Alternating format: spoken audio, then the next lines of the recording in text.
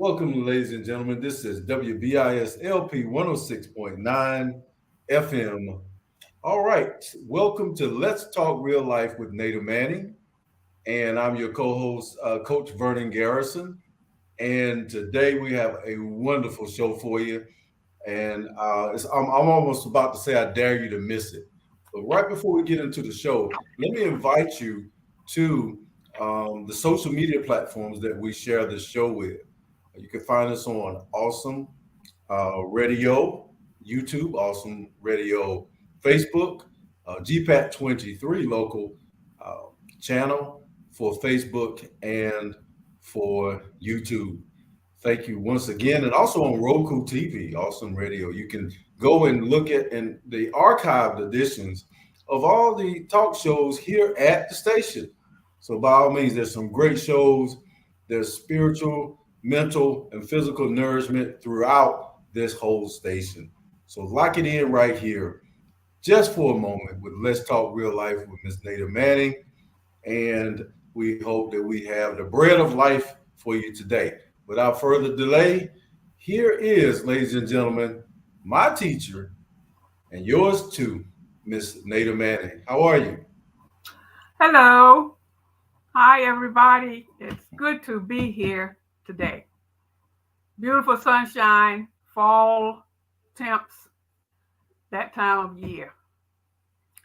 As we prepare for falling back in the time frame here on the East Coast, we realize that our daytimes are going to be shortened, but it's all right. It's all good. We're still going to continue on. When the sun is not shining, it's shining in our hearts, and I hope it's shining in yours as well. We are going to start with a small recap of the past couple of weeks. We're still talking about taking time, and there's a time for everything. This is part 3. But today we're going to talk about good days. Imagine that. Miss Manning can talk about some good things sometime. Word has it that I'm more often than not talking about those hard times or those critical times, those challenging times. And that's because we are in more, seemingly, in my opinion, we're in more challenging days these days than we are those pleasant, sunshiny days. Can we blame everything on COVID? Not everything, but many things. Not everything, but many things. As we try to get back on track from day to day, we still have some slow days. We have some, again, we're talking about different kinds of days. We're talking real life here. Yes, I am your host, Nada Manning, and I want to bring you some pleasantries through this subtopic. Never regretting a day in your life. That entails some good days. There are some good days in our lives. And again, I say, each life is different. My life is not your life. Your life is not somebody else's life. Your life is different from your husband or your wife or from your children. We each have our own life pattern set out before us. Sometimes we decide how good or how bad those days can be. Sometimes we get to decide, not all the time. Sometimes, every now and then, we can decide whether it's going to be a good day or not. So to start that good day in the mornings, this is me personally. Doesn't mean that it's going to be a good day, but I can pray for a good day. A lot of things that happen to us. Sometimes we bring it on ourselves. Sometimes we get up in the morning and get dressed, shower, throw something in our mouth real quick because we have to hit the job. But in the meantime, some of us, before we hit the job, we have to hit the schools because we have children in school that we have to make sure they get there. So it can be some good days through all of that. And needless to say, it definitely can be some bad days. But we're not talking about bad days today. We're talking about happy days. Good days are generally those happy days not the happiest, but happier than those worst days we were talking about last week. How bad things can be and how we recover or not. So just to bring, like I said, just to bring up a little bit of that, I believe I was trying to say at the end of the show, now I don't know if I can remember exactly what it was or not. I've been talking a whole week ago, and I am a senior, so I can't really always remember what happened last week. I guess if I had been smart enough and wise enough, I could have jotted down what I was about to say before my time was up. But during those worst days, I believe I mentioned something about lessons learned. And it makes you fit for the battle, which gives you a better view on those happy, good days that are coming forth after we've had those worst days. I'm trying to think of an example where something had happened that was really devastating, or really, when we talk about worst now, the worst day, and then a couple, 2-3 days later, or a week or so later, then something really good happened to us. So somewhere in between that real bad time, that worst time, and now, which is a good time, which makes us happy. I'm gonna keep saying me because I can only talk about me. That makes me happy. Somewhere in between those two periods, there was a period of reconsideration, a period of rethinking what happened. And sometime in my prayer in between that period of time, I'll say, Lord, I don't know what that was all about. What in the world? And that's recovering from that worst period. Because now I'm in a better place. Good day. I'm happy, and it feels good. It feels good. Why? Why does it feel good? Why does it feel so good? Because it was such a bad time a week or 2 or 3 ago, or last month, or whenever the period of time was. So we grow to appreciate that good time, being happy. And we get to the point, if we get enough of those seesaw days, so to speak, after a while, we have a tendency to look at life a little bit differently. At least I can say I do. Because I begin to realize that those worst days are not going to last forever. And I say that to you out there to know those bad days are not going to last forever. During those rough days, those worst days, those unhappy days, those times, as I spoke of last week, lessons learned. Truth be told, there is a lesson behind those walls of things being so bad and so rotten and just feel like giving up, which we don't choose to do that. That's not in our vocabulary. Well, how do you spell give up anyway? That's not something that we want to think about or consider, because good days are coming. So as we move forward with these good days, I want to think of some good days. And I can honestly say, and I hope I don't make anybody envious or jealous out there when I say these retirement days that I'm having right now are some real good days compared to days that I've had when I was working. And it was an absolute, not every day was chaotic, but many of those days were very challenging. I won't say chaotic. What's the difference between chaos and challenging? Chaos sounds like it's just unruly and out of control. Challenging meaning that you're being tested. You are not as bad as you're going to be if you don't face the challenge. Challenges can help us grow. Challenges should make us grow. That's what they're for, to make us grow, to make us not look at things the same way it was before that difficult moment came, that worst time. And I'm going to be quiet for a moment to see if Coach had anything to add to that. Yeah, sure. I got some information to support the word good And often we wonder how God used the word good. And so I went to gotquestions.org. Okay, I went to gotquestions.org and got some information in regards to good. And Um, it's, so there's some noise in the background. hold on, we're going to pause for a break. All right, ladies and gentlemen, we're back. We just had a moment there. We got past it. Everything is quiet. Well, I was making reference to Genesis, ladies and gentlemen, and teacher. 7 times in Genesis, God observed his creation to be good. In Genesis 1:4, after he had spoken light into existence, he declared it to be good. In Genesis 1:10, after separating the water from the land, he called it good.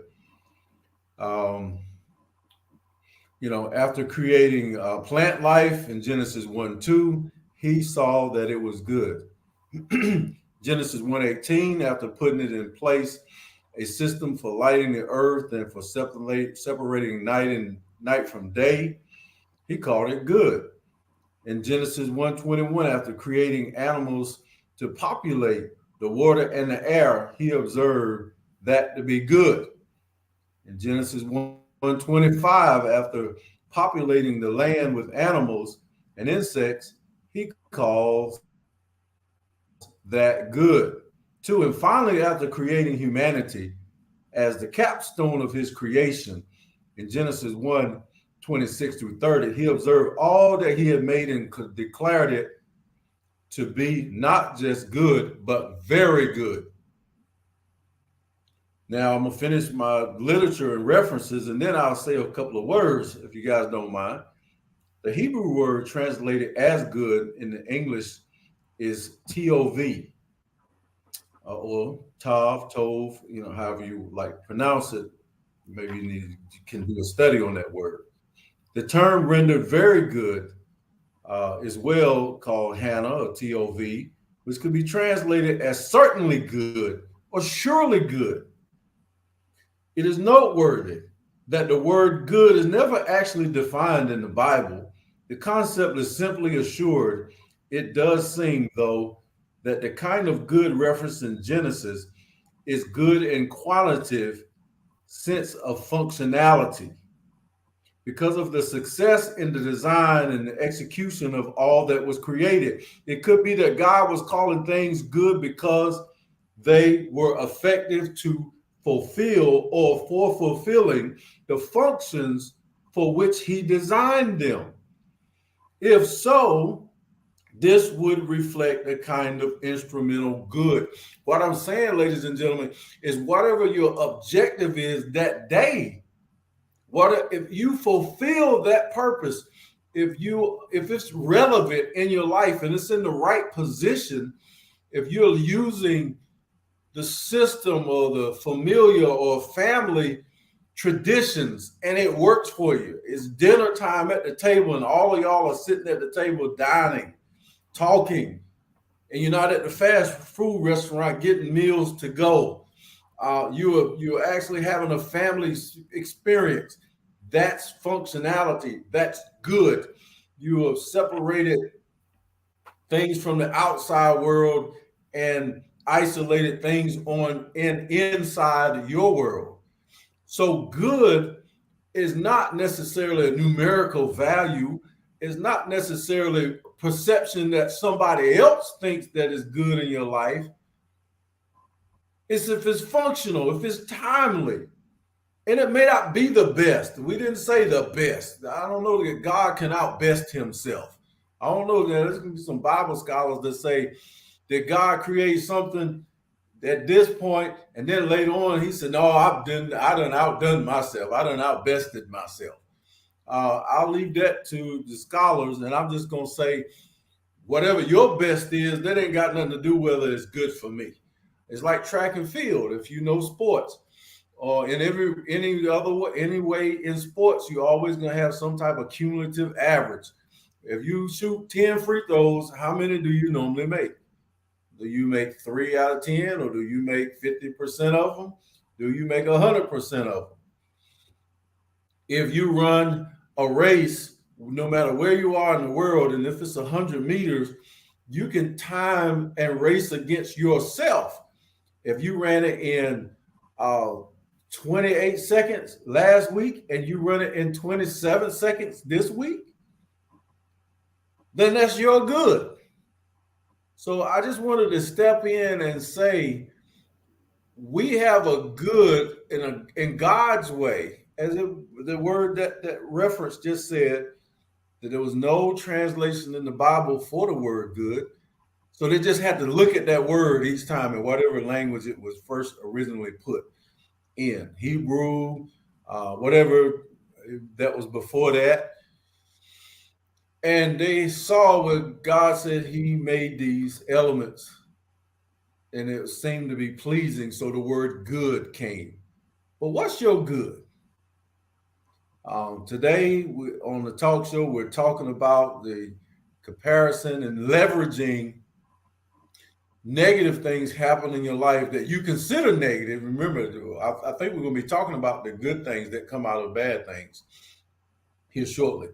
But what you consider the negative things in your life that happen consecutively, as I believe the teacher was just referencing, that makes the good even sweeter, especially when they stop. When the bad things that you consider bad stop happening, you could be going through training, is what I'm saying. If you're in the military, you're going through boot camp right now, that's not really negative. They're teaching you the mentality you probably need to have during wartime. So all of that running and all of that climbing and all of those obstacles, that's you can say that's bad. It might feel some kind of way, but on the other side, if the what war is going on right now, ain't no rumors of wars, it's wars. Okay, you hear we don't have them here. We hear the sirens from the ambulance, emergency service vehicles going off all the time. And I'm sure if you listen to this station, you might hear it in the background from time to time. But bomb raid sirens, I'm sure, are going to sound slightly different in America. And I probably know we have them. Okay. And none of us have probably ever heard one, unless they came on the news and say, well, the bomb siren is now going to be, or air raid, whatever the case may be, is going to be whatever they determine it to be. But there's fire departments everywhere that's got those horns on the post. What we leveraged is the negative things becoming a platform for good. And a lot of times you think it's negative, but you just don't understand the process. The buzzword started years ago, not too many years ago, called trust the process. Not everybody started saying it, but people started saying trust the process all over social media. Trust the process. When you talk about a process, it could be a refining process where you're going through heat using refining things. A lot of the things that we live and work with are made based on stress. Diamonds are made based on pressure in the earth. Oil is made on years and years and years of pressure and things pretty much dissolving and becoming oil. Last I'll say is this: your good can be a good. If you're in pain right now, you gotta pay. If you was at the doctor right now, you're like, Vern, this pain in my leg, this pain in my head, this pain in my heart. Uh-oh, I didn't hear the word heart. I know about some heart pain now. I didn't hit that. I can cry a river right all over this keyboard and sweat. But what I can say then is this. The doctor would say, what level is your pain on 1 to 10 or whatever scale they use? And you'll give them that. If it's a 9, you can find something to be thankful for. And I'm so sorry that you are in pain. But if that pain is labor pains and you're about to deliver a child right now, just call me, because I love to see some babies. I love to see them. I love to see some babies. call me, and I try the best to comfort you. Folks can't go in the delivery room; they can barely get in the hospital now with babies around. But if it's childbirth pains, that's the birth of life. And lastly, I said I was gonna hush, but if it's pains before a breakthrough in your life, I could sound like one of them evangelists. God's got something for you. And if you send me $5,384.78, now I'm gonna leave you 5 million off. God's got something for you, and you're coming through. Just keep going. Yes, it hurts, but everything hurts. It's the fall of man. But just keep going, and I'm gonna let the teacher take back over and talk about where we're at with how the bad things happen. But I wanted to say, take your mouth and say it's good, and recognize stuff, and stop buying so many things trying to chase good because it's good right now. It was good when you woke up this morning. You can't make it bad and then, well, I'm gonna see if I like it or not. A lot of things ain't yours to put your mouth on to see if it's for you. Especially the food on my plate. Looking at my plate, I don't eat that. I don't like that. That ain't good. It's good to me. Uh-oh, I'm about to get in trouble. Love y'all. Okay, coach. Oh, coach. I'm calling you coach. All right, I'm gonna let you take back over now. Well, let's see now. We are, Coach. You just went right on with it, buddy. Thank you for the scriptures and leading us in that direction. As we continue to talk about good days. And what I would like to do is, what I was trying to do was remember some specific good days. And that would be any time, like I said a few minutes ago, that would be any time after recovering from a not so good period. I don't know. I have a tendency to use work and children's school system a lot. Let's see. Graduated from school. I don't know how I made it out. I think they changed my grades or something. Yeah. I graduated. I want to say. Let's talk about neighbors. Okay. Okay. Yeah. That neighbors, a good day and a bad day. Yeah. Not a bad day. We're going to talk about bad days later. We're talking about good days and worst days after coming through the worst days. Well, I can't say that some neighborhoods can be really, really bad, which would be the worst for some folks. For example, if there was a shooting in the neighborhood or somebody hit a child or something riding on their bike, hit and run, or those days would be a parent's worst day. When somebody just hit or shoot one of their children. Just sitting on the porch, it happens quite frequently. You hear about it a lot. So that's one of the frequent worst days that many parents have to face. Now, in thinking that, putting that on hold, that worst period, now here we are, say, 10 years later. Or 5 years later, depending on the situation. How are we going to be happy during a happy period? How are we going to recover? Well, we can only recover by making it a happier period. Otherwise, we're going to stay in that worst day period forever, and we don't want to do that.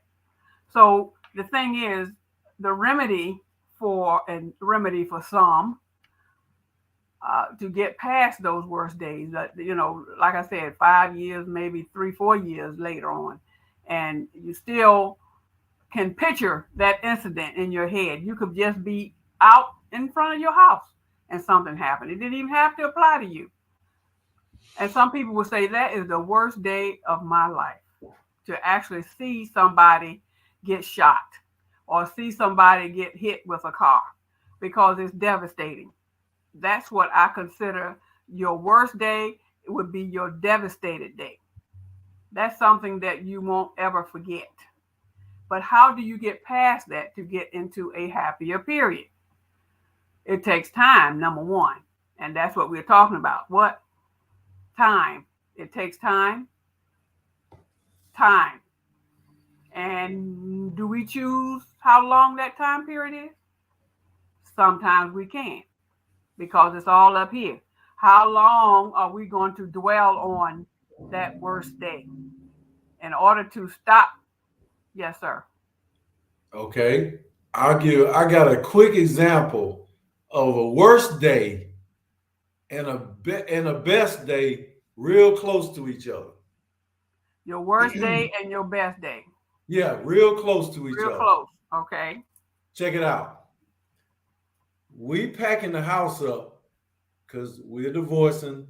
We're packing the house up and we're taking stuff to the storage because we're getting the house ready to sell. Mm-hmm. Okay. That was the long 2 days, just the packing part. Anyways, so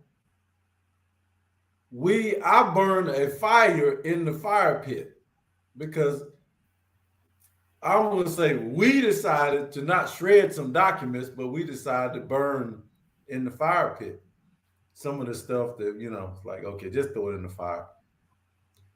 Well, we burned some stuff in the fire pit all day, and then we decided to go to the storage unit and carry some stuff. Mm-hmm. Come back, the whole yard is on fire. Oh. In the backyard. In the backyard is on fire. And the fire had just came out to the front yard. It was a whole controlled burn scenario. Got to the fence and was starting to burn the fence. And lo and behold, Lord brought us back home in time. The fire then got it under the fence and coming in the front yard. So I commenced to getting the water hose and spraying it down. But the neighbor doesn't seen the smoke. They done call the fire department. So in Winterville, I'm close enough to the fire department, I can hear the sirens. They've been to my house before. So they get there and they go to spray in the yard and everything and blah, blah, blah. So I'm waiting for my little reprimand.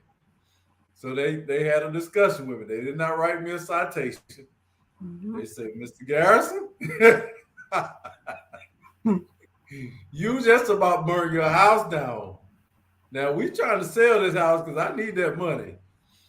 Anyways, 2 weeks later, we got the fire out, and 2 weeks later, we sold the house.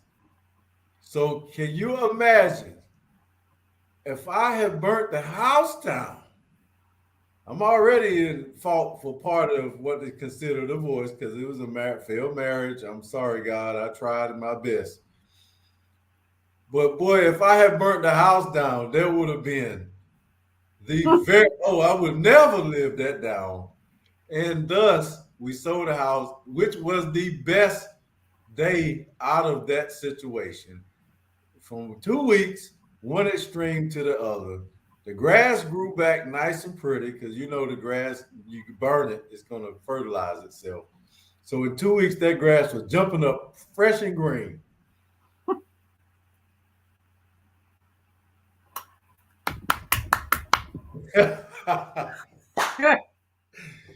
Yeah, that right there is I would say that it was a bad day. It could have been worse because the house could have got burned down completely. Then you can say that was the worst day of my life.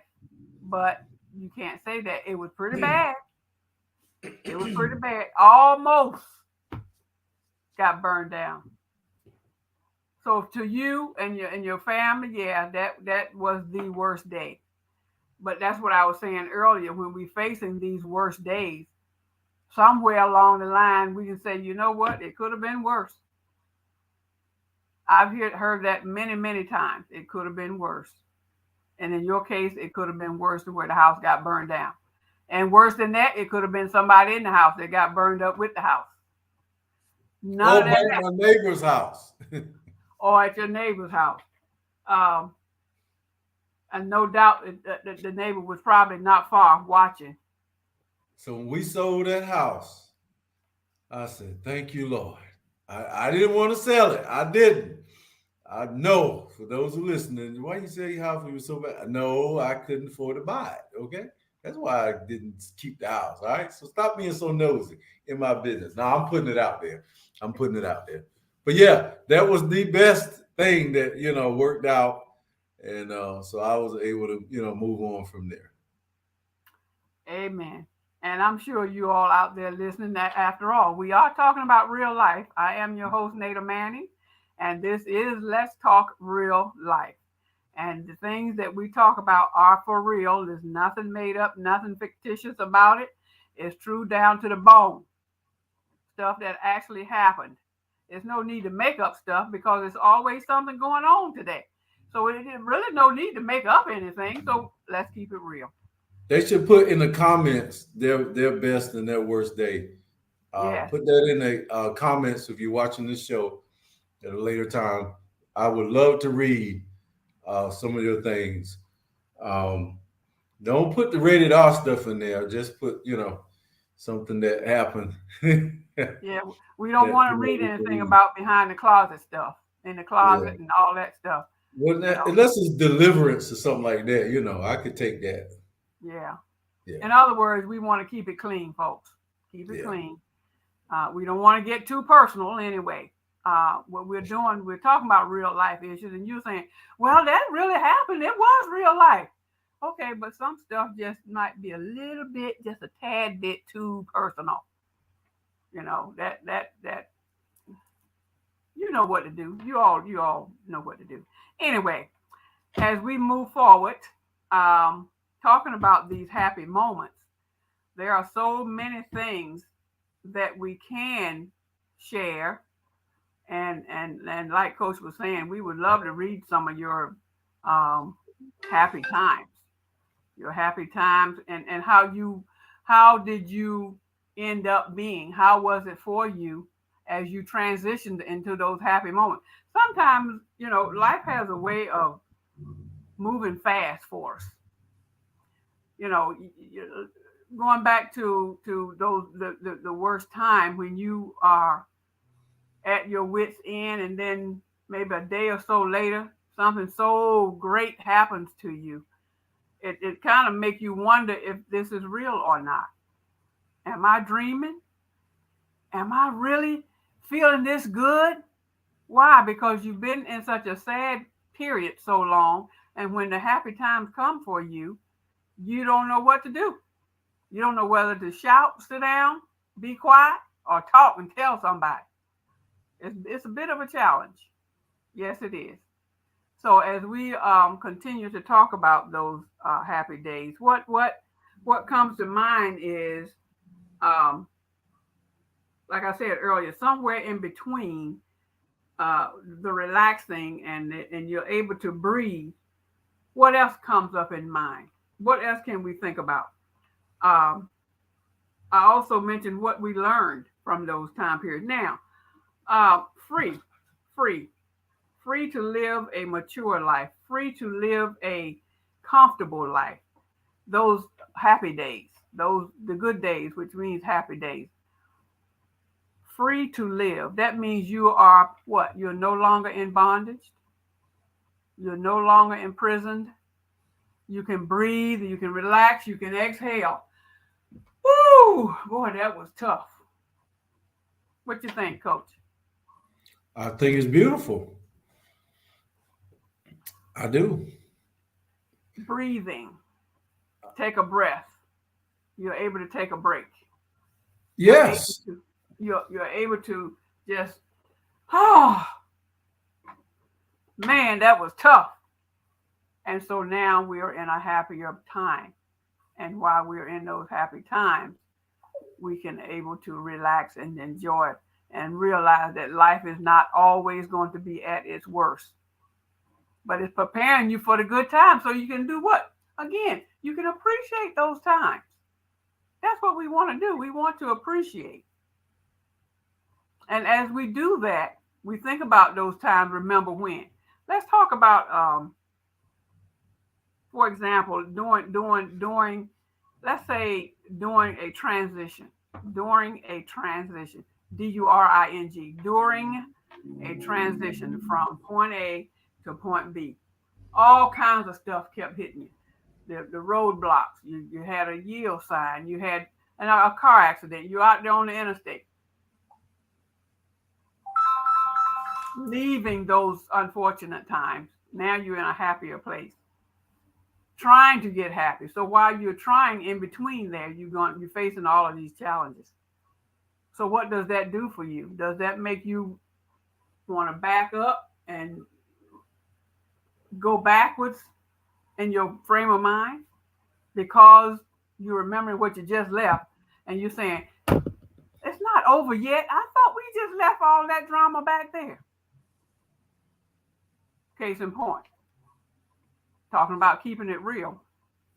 Say you're on that interstate and you're trying to get away from what you left behind. You just up and time to go. I've had it. I'm done. I'm moving on. So you are trying to get to an even happier place. It's a good day because you're leaving those bad days. The worst day is back there. So what happens to you mentally and emotionally while you are transitioning? What's going on? Are you preparing for those good days that's coming forward? Or are you just being stagnant and just breathing and just saying, you know what, I don't even want to think right now. I don't want to think about nothing except staying focused and drive. Just drive. You don't want to think about anything. How many of us, I've been there. I don't want to think about nothing. What's back there, what's forward, nothing. Just right here and now. That's all I'm thinking about. Am I alone in that process? I don't think I am. Because it's been too much. Too much. So you don't want to think about it anymore. Just let it go. I'm done. Just think right now. Right in front of me. I got this gas station coming. I see that sign over there, the rest stop. That's right now. I'm going to pull on over there, go in there and get me something to eat, get me some gas, walk around a little bit, stretch my legs. You are coming from the worst place, heading towards happiness, a happier place. But you got to get this right here first. Comments?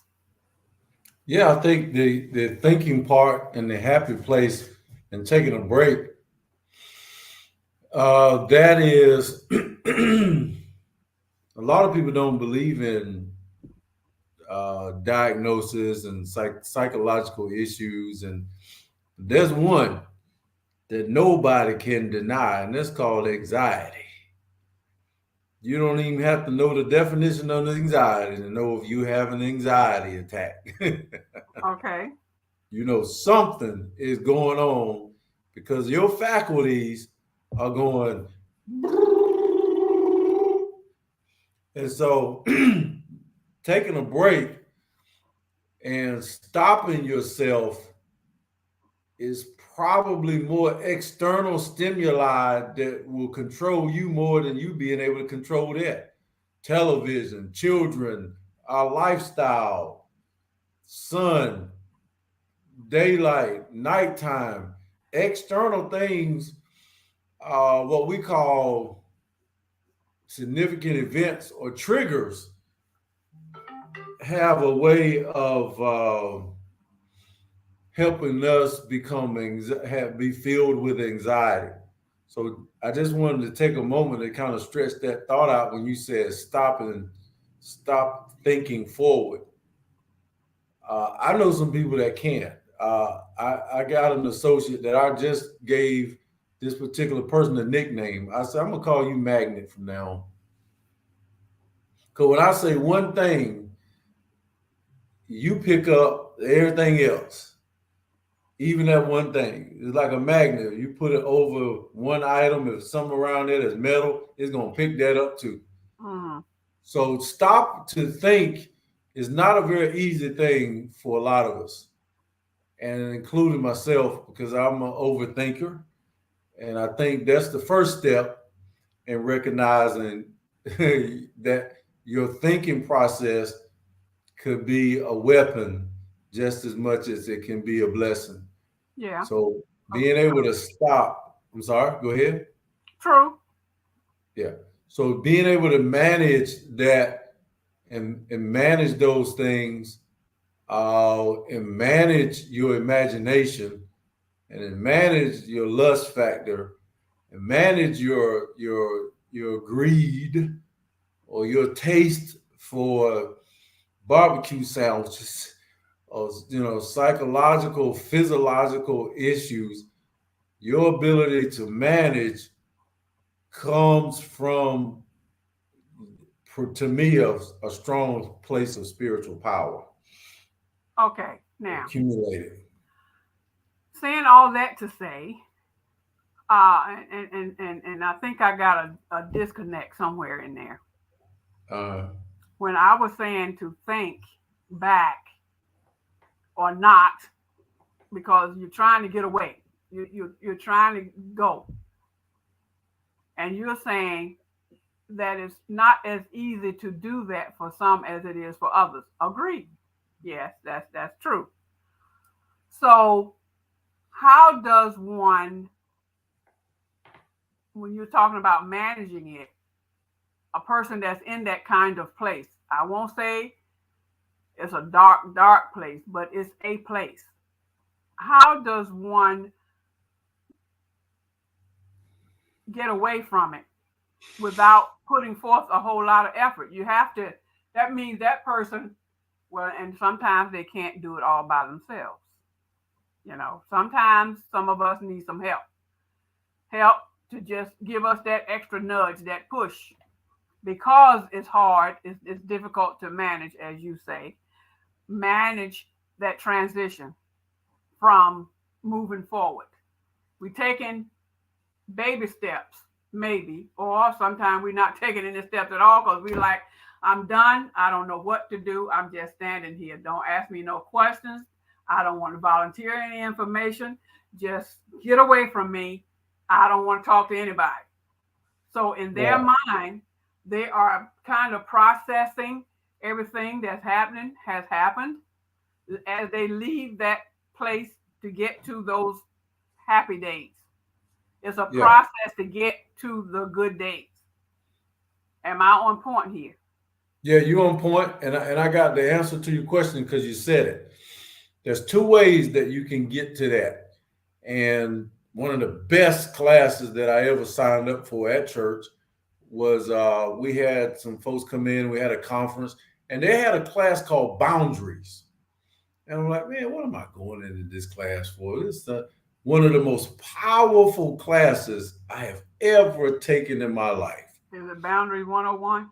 I'm sure it was, because my brain capacity was, I won't even I'm going to listen, and I'm just going to go in this class. We know it was God telling me to get on in there and sit down. So anyways, you have to create space for a significant event to happen in your life.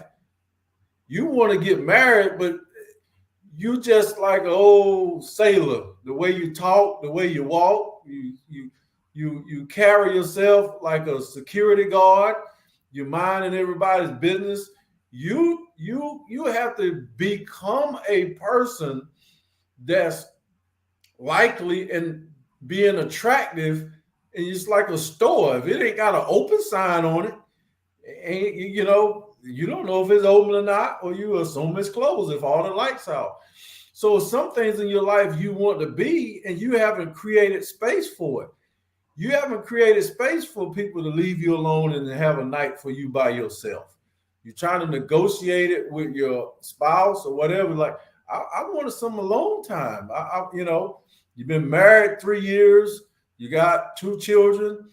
And if that other person is not recognizing that you want to have some space, so that way you can experience this freedom, this mental break, this pause, even if it's just 15 minutes during the day, you have to get it.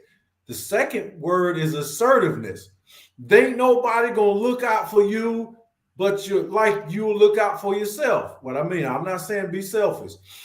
Sometimes when you go to the cookout, you gotta fix your own plate. If I fix it, I might give you anything. So even people trying to serve you still may not be meeting your needs. If you just need a plate of food, if you need 10 minutes by yourself, I think that you have to have us around you, the ones that get on your nerves like me. You have to have us around you get in order. And that's what I mean, boundaries. You got to keep certain things out of that space, and you got to put certain people around that space to create it. So that's my answer to you. To getting that, you're going to have to call order if you want that 10 minutes alone. You've been breastfeeding all day, or you've been working 12-hour shifts. I did it the wrong way. I did it several times the wrong way, and a couple of those times was really bad. I was working 12 hours a day at one time. I was doing mental health. I drove a long distance and came back, and the show was about to end. 47 minutes. But when I walked in the house, I just wanted to go to the room. I just wanted to go in there and sit down and have. But I didn't know how to ask permission, and my son was waiting for me. My wife, and they maybe had food, and I just said, "Oh, I'll be out shortly." So I went and took a shower and wound up staying back there an hour. That was expensive. Was that allowing you to get to a happy place? Is that what you were trying to do? Get to a happier place, I guess is a good word. I guess a happier place. So it was transitioning from where you were to where you were trying to get, but you needed that space in between, that alone time, that don't ask me no questions. I'm tired. Just give me a minute. Yeah, but you don't steal it from people. You kind of got to get them accustomed to it and transition to it. And then the knuckleheads that still want to cross the boundary, they already know they trespass. Then you can put them in check. Look, this my time. I'm going grocery shopping, honey. I ain't going out having no mystery shopping. I'm going grocery shopping, and I don't want y'all to go with me. I'm gonna spend $50. If you want to know how much I'm gonna spend, okay, let me cut it down to 40. I'm gone. And that's going to cause you to be happier. Yeah, you get a chance to refuel. You need your me time, even if it's scripture, if it's praying, whatever it is. 49 seconds, 1 minute left to go in the show. Can we pick this up on the next series? Sure, we can. Father God, thank you for this moment of talking. Several minutes, not a moment, but we thank you, Lord, just being allowing us to have this time to talk about real life, to talk about the happy days, Lord, because we know that there's going to be ups and downs. So we give you praise, Lord, for this opportunity. We thank you again, and everybody out there be blessed. Take care of yourselves. Until next time, next show, you have yourself a wonderful, happy time. There are good days. Amen. All right. Well, thank you. This has been an awesome broadcast. WBIS LP 106.9 FM, Facebook, and YouTube. Love you guys. See you soon.